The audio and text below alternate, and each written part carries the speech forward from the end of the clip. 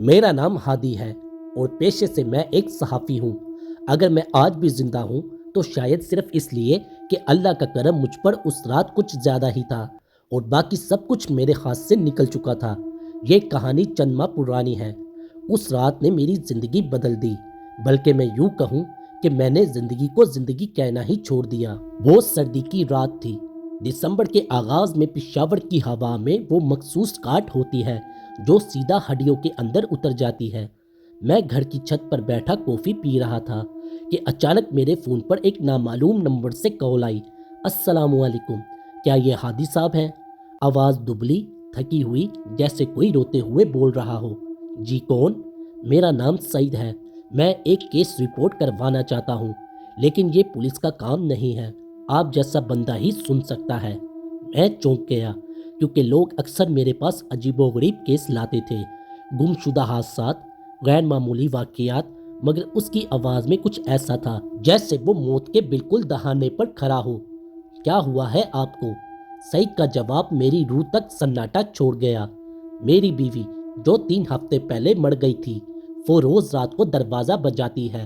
میں نے سوچا شاید کوئی ذہنی کیفیت یا کسی سائے کا دھوکہ ہوگا، مگر سعید نے اگلا جملہ کہا تو میرے ہاتھ کی کافی لرز گئی۔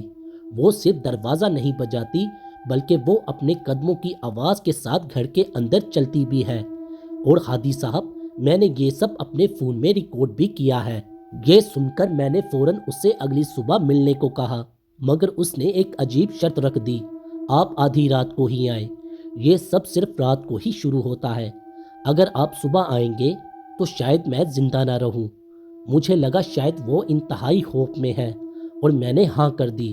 رات تقریباً 12:45 پر جب میں سعید کے محلے پہنچا، گلی اندھیری، خاموش اور بہت ہی پرانی آبادی جیسی لگ رہی تھی۔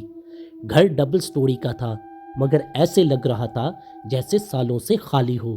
دروازہ کھلا اور ایک دبلا پتلا آدمی گہری آنکھوں کے ساتھ میرا منتظر تھا۔ ہادی صاحب اندر آئے۔ گھر کے اندر عجیب سی بو تھی اور بند کمروں میں جمع ہو جانے والا خوف تھا۔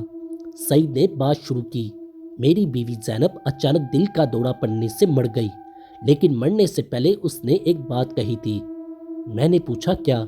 سعید نے گہرا سانس لیا اور کہا، اگر میں مر گئی تو مجھے اکیلا مت چھوڑنا، میں واپس آؤں گی۔ میرا دل ایک لمحے کو تھم گیا۔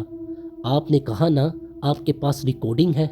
سعید نے فوراً میرا ہاتھ پکڑ کر مجھے اپنے کمرے میں لے گیا۔ کمرہ بے ترتیبی کا نمونہ تھا، ہر چیز بکھری ہوئی جیسے کسی نے غصے میں ہر چیز پھینکی ہو۔ اس نے میرا ہاتھ چھوڑا اور موبائل چلا دیا۔ پہلے بٹن دباتے ہی کانوں میں ایک آواز اتری جو مردہ قدموں کی ہوتی ہے، پھر آہستہ آہستہ تھر تھر تھر کسی کے ننگے پاؤں کے چلنے کی آواز، پھر دروازہ بجا، ہلکا سا نہیں پورا زور لگا کر، اور اگلے ہی لمحے ایک عورت کی سسکتی ہوئی آواز، سعید دروازہ کھولو۔ میرا دل سینے میں لٹکنے لگا۔ یہ کوئی مذاق نہیں تھا، کوئی بھی انسان اتنی حقیقت کے ساتھ ریکارڈڈ آواز نہیں بنا سکتا۔ میں نے پرسکون رہنے کی کوشش کی۔ کیا یہ پچھلے ہفتے کی آواز ہے؟ سعید نے کہا نہیں، یہ آج کی ہے، بس 1 گھنٹے پہلے کی۔ وہ آج بھی باہر تھی، بس میں نے دروازہ نہیں کھولا۔ میں نے گھڑی دیکھی، ٹائم 1:05 ہو رہا تھا۔ وہ کب آتی ہے عام طور پر؟ سعید کی آواز کانپ گئی، بس 1 بجے کے بعد ہی۔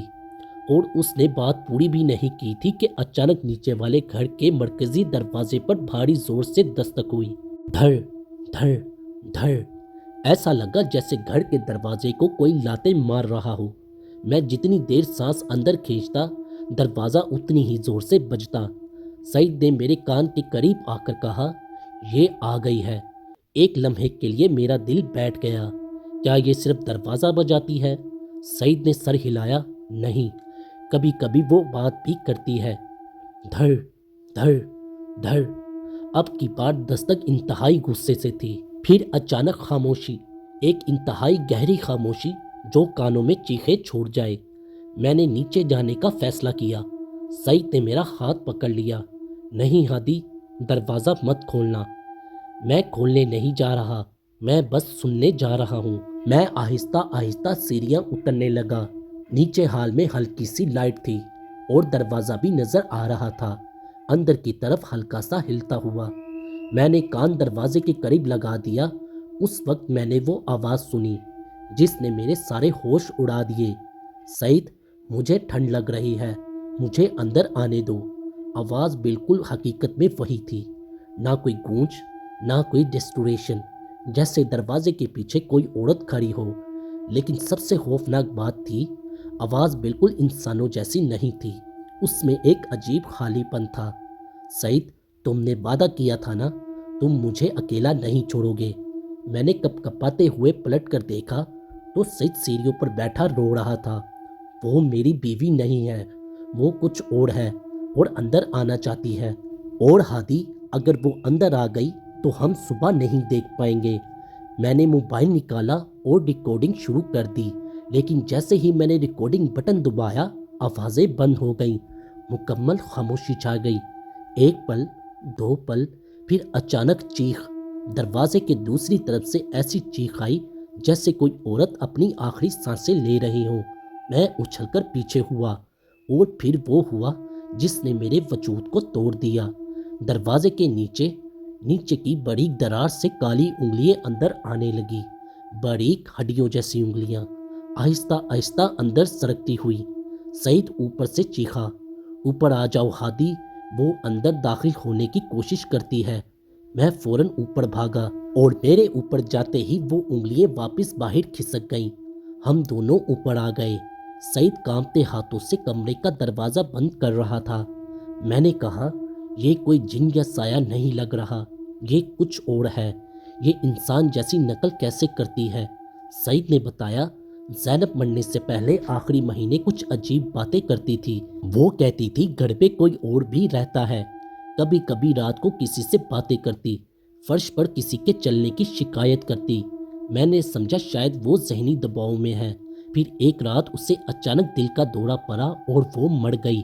اس کے بعد سے یہ سب شروع ہوا۔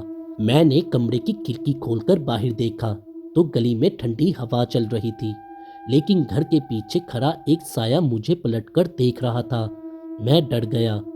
وہ سایہ انسان کی طرح سیدھا کھڑا نہیں تھا، بلکہ چوڑا، ٹیڑھا اور دھندلا سا تھا۔ میں نے پلک جھپکائی اور وہ سایہ غائب ہو گیا۔ رات کے 3 بج رہے تھے اور پھر وہ تیسری بار دروازہ بجا۔ اس بار آواز پہلے سے کہیں زیادہ تھی۔ دھڑ دھڑ دھڑ۔ سعید چیخ اٹھا، وہ اندر آ جائے گی، وہ آج ضرور اندر آئے گی۔ میں نے کان لگا کر سنا۔ اس بار آواز بدل گئی تھی۔ ہادی، میں نے سانسیں روک لی۔ دروازہ کھولو۔ یہ آواز میرا نام کیسے جانتی تھی؟ میرا کیمرہ خود بخود ریکارڈنگ بند کر رہا تھا اور میرا موبائل بار بار ہینگ ہو رہا تھا۔ اور پھر ایک بہت ہی آہستہ اور بہت ہی سرد آواز آئی، میں تمہیں دیکھ رہی ہوں۔ میں نے ایک دم پیچھے مڑ کر کھڑکی دیکھی تو وہ سایہ اب کھڑکی کے بالکل پاس کھڑا تھا۔ پھر اچانک سعید پھوٹ پھوٹ کر رونے لگا۔ یہ زینب نہیں ہے ہادی، یہ وہ چیز ہے جو پہلے زینب کے پیچھے تھی۔ اس کے مرنے کے بعد یہ اب میرے پیچھے لگ گئی ہے۔ میں نے زینب کو وعدہ کیا تھا کہ اسے اکیلا نہیں چھوڑوں گا، اور یہ چیز اس وعدے کو استعمال کر رہی ہے۔ یہ مجھے اندر بلانا چاہتی ہے اپنی طرف۔ میں نے کانپتے ہاتھوں سے قرآن کی آیتیں پڑھنا شروع کی۔ جیسے ہی میں نے سورۃ الفلق پڑھی، ساری دیواریں لرز گئیں، دروازہ ہلنے لگا، ہوا چیخنے لگی اور پھر سب کچھ اچانک بند ہو گیا اور ایک مکمل سکون چھا گیا، اتنا کہ لگتا تھا جیسے کائنات نے سانسیں روک لی ہوں۔ صبح جب سورج نکلا تو ہم دونوں تھکے ہوئے تھے۔ میں گھر چلا گیا۔ اس رات کے بعد میں نے سعید سے دوبارہ رابطہ کرنے کی کوشش کی، لیکن اس نے فون نہیں اٹھایا۔ اگلی رات مجھے موبائل پر ایک آخری کال آئی۔ نمبر وہی تھا۔ میں نے کال اٹھائی۔ کال میں صرف ایک آواز تھی، سعید اب نہیں رہا۔ آواز زینب جیسی تھی، یا شاید جو کچھ بھی اس کی آواز بناتا تھا۔ میں نے فوراً پولیس سے رابطہ کیا، اور جب وہ گھر پہنچے، سعید کمرے میں مردہ پڑا تھا۔ کھڑکی کھلی تھی اور فرش پر لمبی کالی انگلیوں کے نشان تھے۔ پولیس نے اسے خودکشی قرار دیا اور کیس بند ہو گیا، مگر میں جانتا ہوں وہ خودکشی نہیں تھی۔